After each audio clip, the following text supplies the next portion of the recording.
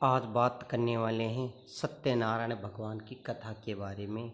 सूची बोले कि हे मुनि श्रेष्ठों, अब मैं आगे की एक कथा कहता हूँ।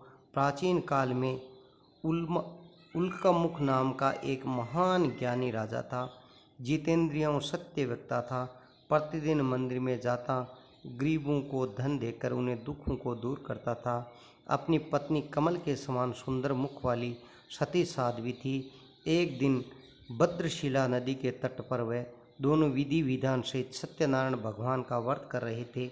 उसी समय एक साधु नामक एक वेश्या आया। उन्हें पास व्यापार के लिए बहुत सा धन था। वह वेश्या नाव में नदी के किनारे ठहरा करके राजा के पास आया। राजा ने व्रत करते हुए देखकर विनम्रतापूर्वक पूछा, हे राजन, यह आप क्या कर रहे हैं? मेरी सुनने की इच्छा है, कृपा करके आप बताइए। महाराज उल्कामुख ने कहा, हे वेश्ये, मैं अपने बंधु बांधव के साथ पुत्र की प्राप्ति के लिए सत्यनारायण भगवान का व्रत और पूजन कर रहा हूँ। राजा का ये वचन सुनकर साधु नामक वेश्य ने आदर से कहा, हे राजन, मुझे भी उसका संपूर्ण विधि विधान बताइए। मैं भी आपके कहे अनुसार इसी व्रत को करूँगा। मेरी भी कोई संतान नहीं है। मुझे विश्वास है इसी उत्तम व्रत को करने से अवश्य ही मुझे भी संतान होगी।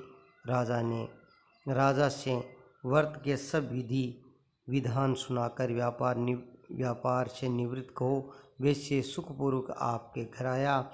अपनी पत्नी को संतान होने के लिए उसे व्रत का विषय में सुनाया और प्रण किया कि जब मेरे संतान नहीं है तब मैं इसी व्रत को करूँगा। वैश्य ने यह वचन सुनकर अपनी पत्नी लीलावती से भी कहे। एक दिन उसे पत्नी लीलावती ने सत्यनारायण भगवान की कृपा से गर्भवती हो गई। 10वें महीने में उसे एक सुंदर कन्या का जन्म दिया। दिनों दिन कन्या इस तरह बढ़ती गई जैसे शुक्ल पक्ष का चंद्रमा बढ़ता है। कन्या का नाम कलावती नाम रखा।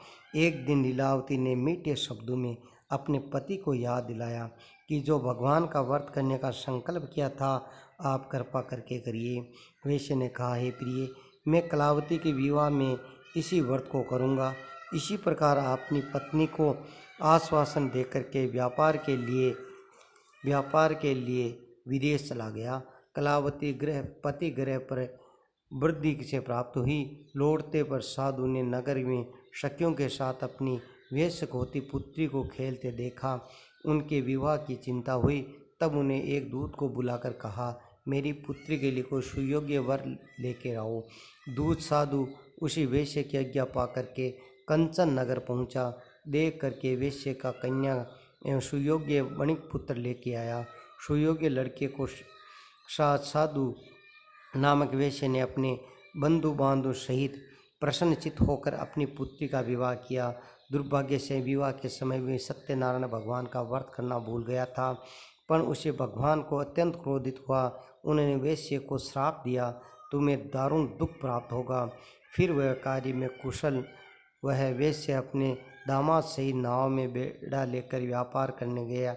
सागर के समीप स्थित रत्नसारपुर नगर गया और रत्नसारपुर में चंद्रकेतु नाम का राजा रहता था। दोनों ससुर जवाई चंद्रकेतु राजा के उसी नगर में व्यापार करने लगे। एक दिन भगवान सत्यनारायण की माया से प्रेरित एक चोर राजा को चंद्रकेतु का धन चुरा करके भाग रहा था। राजा ने दूतों ने उन्हें पीछे कर तेजी से आते देख करके चोर घबरा कर के राजा का धन उसी वेश्य के नाव में चुपचाप रख दिया। जहाँ पर ससुर जवाई ठहरे हुए थे वह भाग गए। दूतों ने उसे वेश्य को पास राजा का धन रखा देखा और ससुर दामाद को उसे चोर समझा। वे उसे ससुर दामाद को दोनों को बांध बना करके राजा समीप जाकर बोले कि हे, आपका धन चुराने वाले 2 चोर हम पकड़ कर ले आए हैं, देख करके आज्ञा दें। तब राजा ने बिना किसी वेश्य की बात सुनी कारागार में डालने की आज्ञा दे दी। इसी प्रकार राजा की आज्ञा को उनको कारावास में डाल दिया। तब उन सारा धन छीन लिया गया। सत्यनारायण भगवान के श्राप से वेश्य की पत्नी लीलावती पुत्री कलावती घर पर बहुत दुखी रहने लगी। सारा धन चोर चुरा कर ले गए। मानसिक व शारीरिक पीड़ा होने लगी। भूख प्यास से अधिक दुखी होने लगी। भोजन की आस कलावती ब्राह्मण के घर गई। अपने ब्राह्मण सत्यनारायण भगवान का व्रत विधि विधि पूर्वक करते देखा। कथा सुनी, श्रद्धापूर्वक प्रसन्न होकर के ग्रहण किया और उनके बाद में रात को घर आई। माता कलावती से पूछा कि हे पुत्री, तो अब तक कहाँ रही? मैं तेरे लिए बहुत चिंतित थी। माता के शब्द सुन कलावती बोली कि हे माता, मैंने एक ब्राह्मण के घर में सत्यनारायण भगवान का व्रत होते देखा।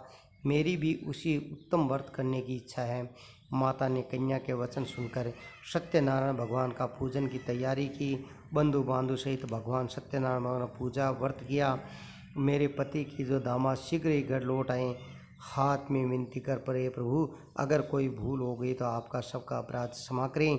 सत्यनारायण भगवान इसी वर्ष से खुशी होकर के राजा चंद्रकेतु सोमवन में दर्शन देकर कहा, हे राजा, जिन 2 वेश्यों को तुम बंदी बना रखा है वह निर्दोष है। प्रातःकाल छोड़ दे, सब धन नष्ट कर दूंगा, लौटा दो, अन्यथा तुम्हारा सारा राज्य पुत्र आदि नष्ट कर दूंगा। राजा से ऐसा वचन सुनकर भगवान अंतर्ध्यान हो गए। फिर वह प्रातःकाल चंद्रकेतु के दरबार में अपना संकल्प सुनाया और सैनिकों ने आज्ञा से दोनों वेश्यों को कैद से मुक्त करा करके दरबार पर ले आए। दोनों के आते देख राजा प्रणाम किया।